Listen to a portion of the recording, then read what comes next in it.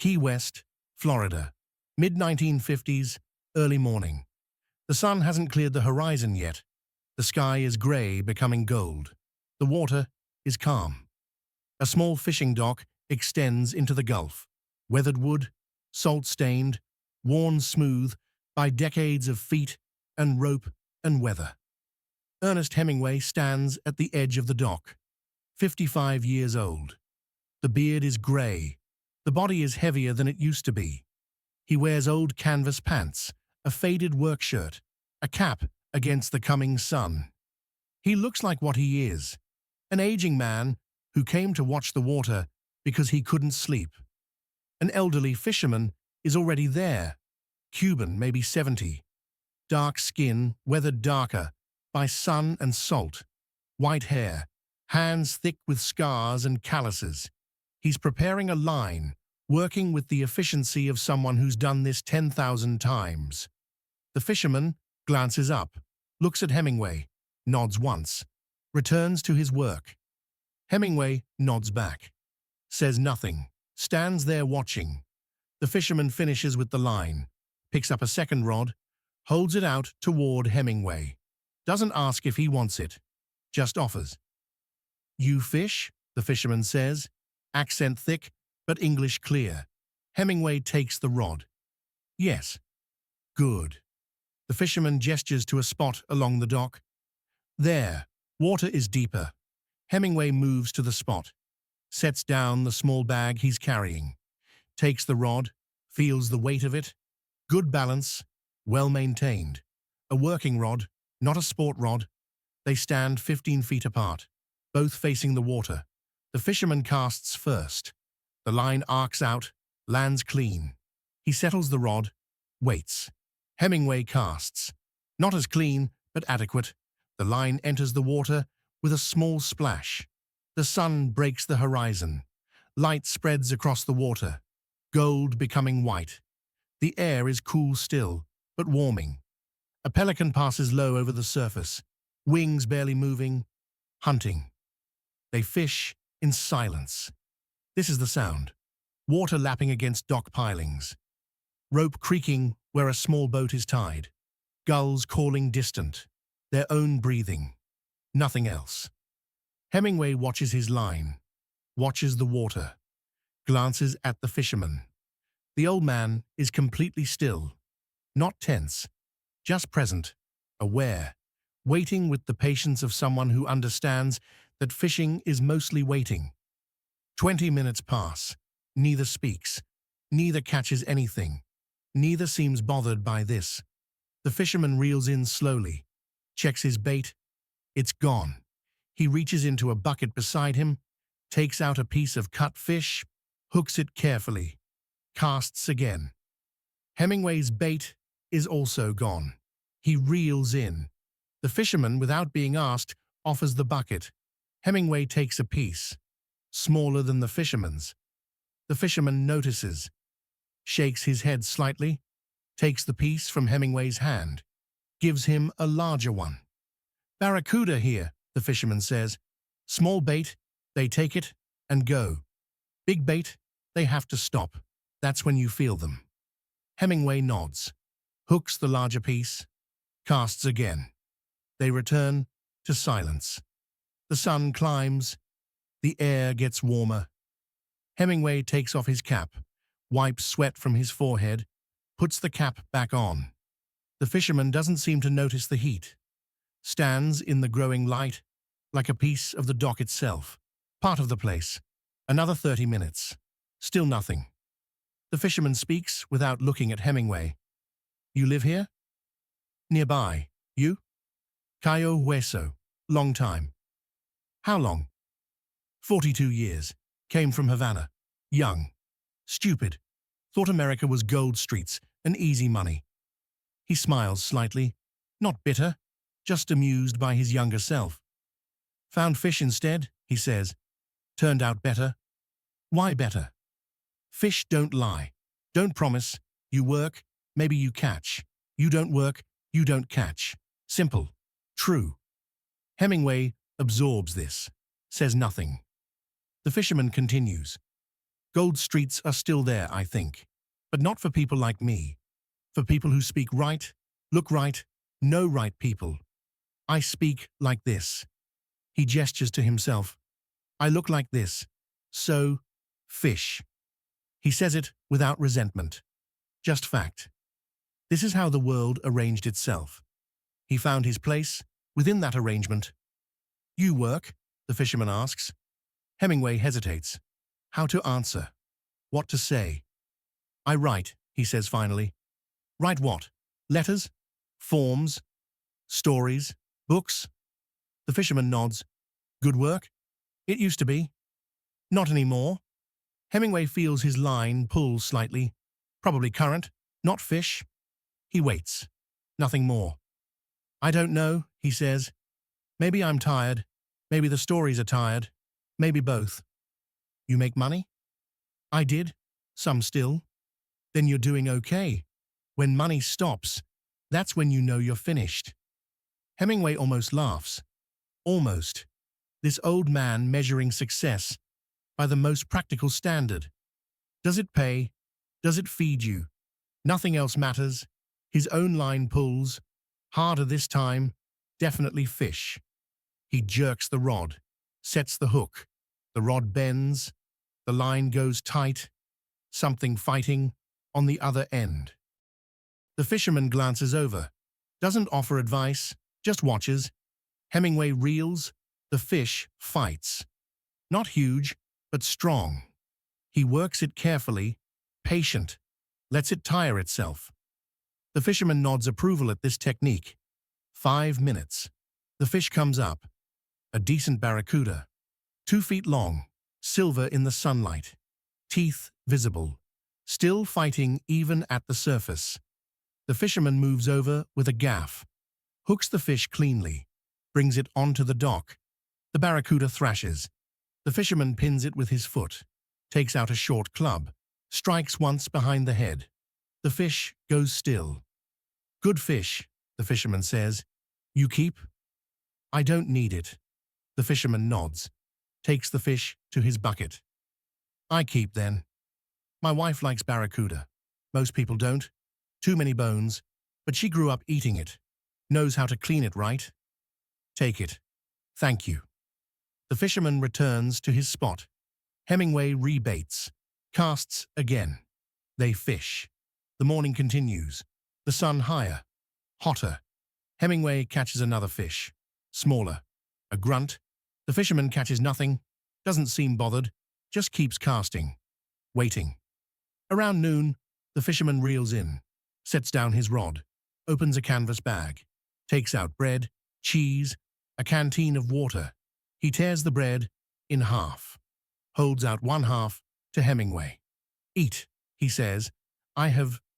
Eat. Can't fish if you're hungry. Your hands shake. The fish know. Hemingway takes the bread. Takes the piece of cheese offered. They sit on the edge of the dock. Legs dangling over the water. Eat in silence. The bread is good. Crusty. Homemade, probably. The cheese is sharp. Simple food. Real food.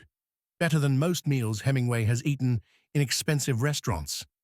The fisherman drinks from the canteen. Offers it. Hemingway drinks. Water. Just water. Cold somehow, despite the heat. You have family? The fisherman asks. Wife? Sons? Scattered? They visit? Not often. That's how it is. Children grow. They go. They love you, but from far away. Easier that way? Easier for them or for us? The fisherman considers. Both, maybe. He takes another bite of bread. Chews slowly. Swallows. I had 4 children, he says. 2 died young. Fever. 1 daughter lives in Miami. 1 son lives in Havana. I don't see him. The politics between our countries makes it hard, maybe impossible. I'm sorry. The fisherman shrugs.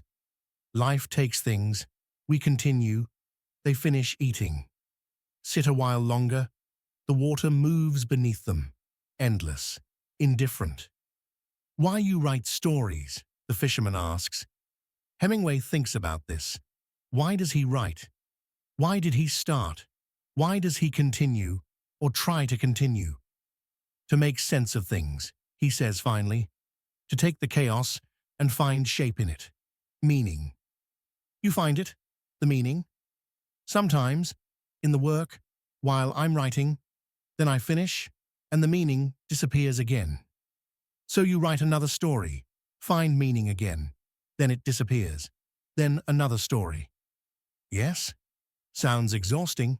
Hemingway smiles. Actually smiles. It is.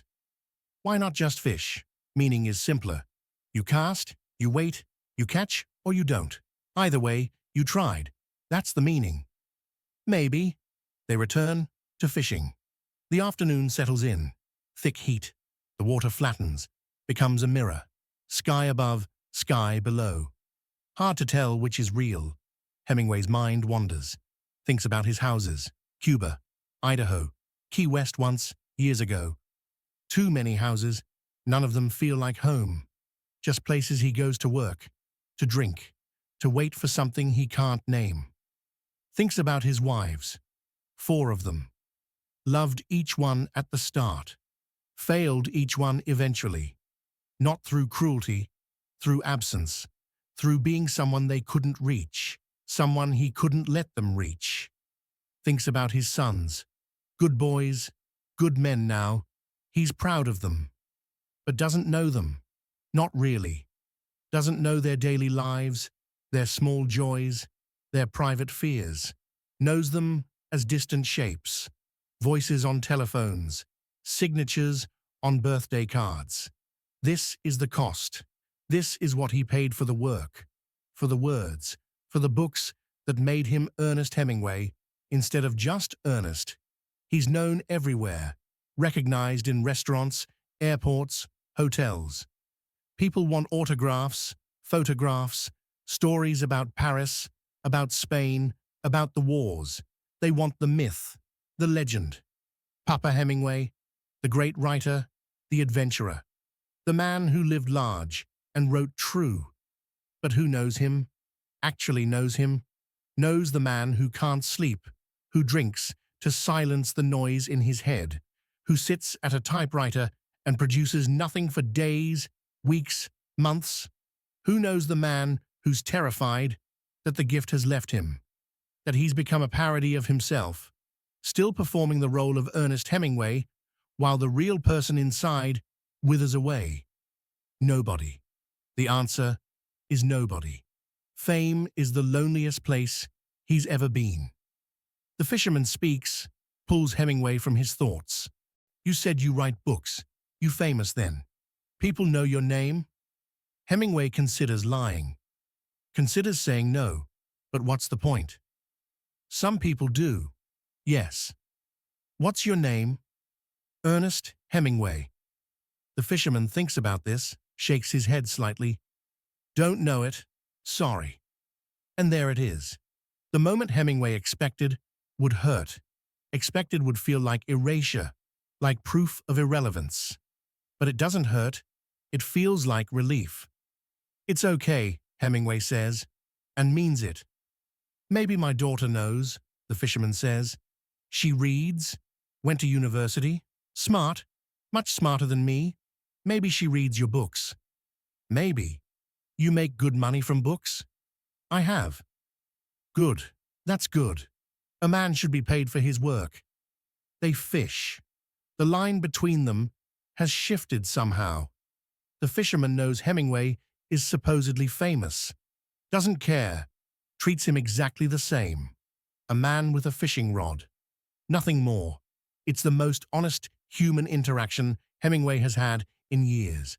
The fisherman catches a fish finally. A good-sized snapper. Red and silver. Beautiful. He brings it in with practiced ease. Clubs it. Adds it to his bucket. My wife will be happy, he says. 2 fish. Enough for dinner. Enough for tomorrow. He looks at Hemingway. Really looks at him. Studying his face.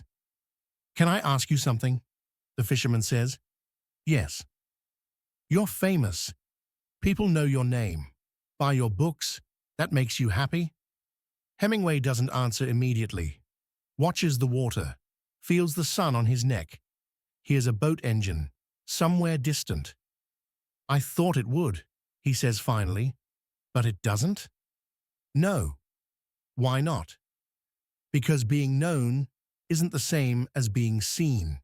Thousands of people know my name, know my face, know the stories I've written, but they don't know me. They know a version of me, a character, and the more famous that character becomes, the harder it is for anyone to see past it, to see the actual person underneath. The fisherman nods slowly, absorbing this. So you're lonely, he says. Not a question, a statement. Hemingway feels something crack inside, not break, just crack. A small opening, a release of pressure. Yes, he says, I'm very lonely. Does being famous make you more lonely or less? And there it is, the question that matters. The question Hemingway has never allowed himself to ask. More, he says quietly, much more. The fisherman is silent for a long time. Then he speaks.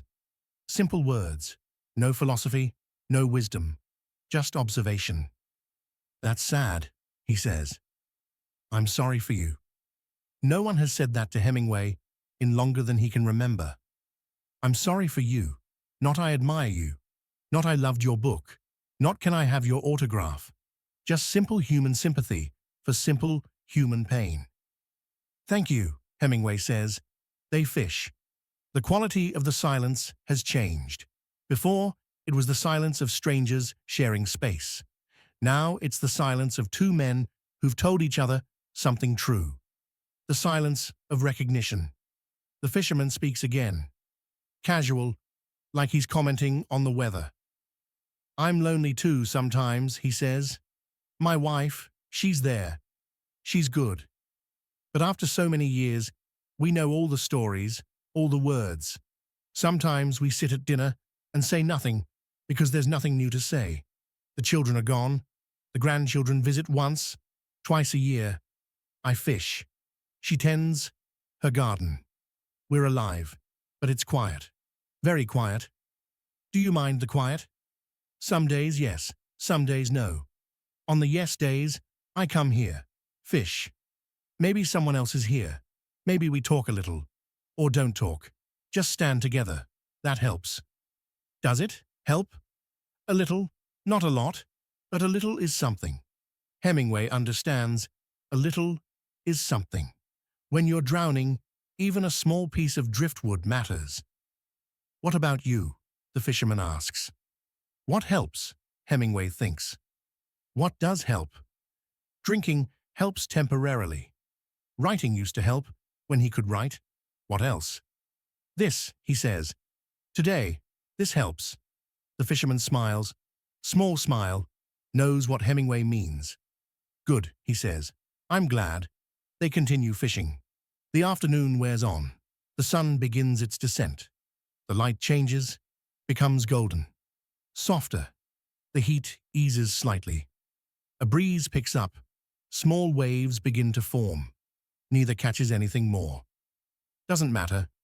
That's not why they're here anymore. Around 5 o'clock, the fisherman starts to reel in. His movements are slower now, the long day showing in his body. He's 70 years old, standing in the sun for 9 hours. That takes a toll. Hemingway reels in too. They stand together for a moment, looking at the water. The sun is low now, orange. The clouds are streaked with pink. Beautiful, the fisherman says. Yes. The fisherman packs his gear. The bucket with the 2 fish, the rods, the canvas bag. Hemingway helps carry some of it to the small boat tied at the dock's end. Thank you for the company, the fisherman says. Thank you for the bread, for the fishing. You come back sometime. We fish again. I'd like that. The fisherman steps into his boat, settles himself, starts the small outboard motor. It coughs, catches, settles into a steady rhythm. Hey, the fisherman calls over the engine noise. Your name, Ernest Hemingway. I'll ask my daughter. See if she knows it. If she does, maybe I'll read one of your books. You don't have to. I know, but maybe I will anyway. See what you write about. See if it's any good. He grins, pushes off. The boat moves away from the dock, heads toward the shore, toward home, toward a wife waiting with an empty pan and a full heart to see what he's brought. Hemingway watches until the boat is small, until it reaches the shore, until the fisherman ties it off and climbs out, stiff and slow, and picks up his bucket and his gear and walks toward a small house just visible in the distance. Then Hemingway turns, walks back down the dock, his footsteps on the wood, his shadow long in the evening light. He reaches the shore, doesn't go to his car immediately, just stands there, looking back at the dock, the water, the sky changing color. He spent the entire day with someone who didn't know who he was, someone who treated him like a person, not a legend, someone who asked him direct questions and listened to honest answers, someone who shared bread and silence and simple human companionship. It doesn't fix anything. He's still lonely, still can't write, still trapped in the role of Ernest Hemingway with no escape route, still aging, still failing, still terrified of what comes next. But something shifted today, something small, a reminder that underneath all the performance, all the fame, all the weight of reputation, there's still just a man who can fish, who can eat bread, who can stand beside another human being and feel less alone for a few hours. It's not a solution. It's not salvation. It's just a day, one afternoon on a dock with a stranger who became briefly something like a friend. Maybe that's all anyone can ask for, small moments of genuine connection in the long loneliness of being alive. Hemingway gets in his car, drives away. The sun is setting behind him. The road ahead is darkening. He'll go back to his house, pour a drink, sit with his thoughts. Tomorrow he'll try to write again, probably fail again.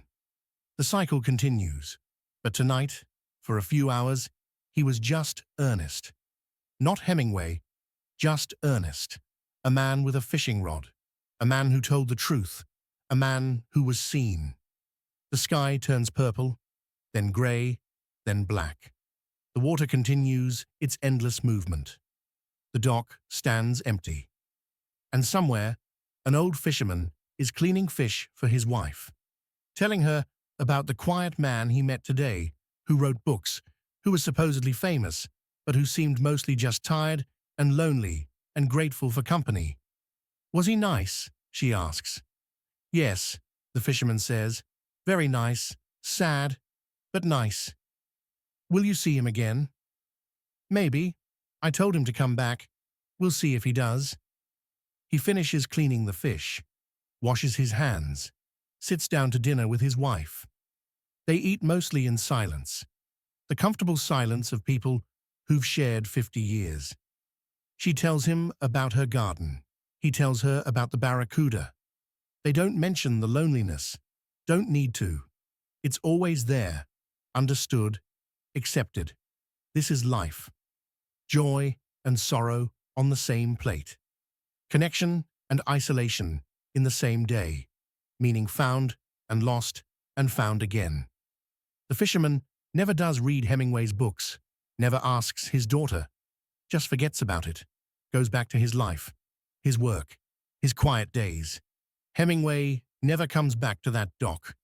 Means to, thinks about it, but never does. Other things intervene, other places call, the moment passes. But sometimes, late at night, when the drinking isn't working, and the words won't come, and the loneliness is crushing, Hemingway remembers that day, remembers standing beside an old man who didn't know his name, remembers sharing bread, remembers being asked, simply and directly, does being famous make you more lonely or less? And remembering that question, that day, that brief, uncomplicated human connection helps. Not a lot, but a little. And a little is something.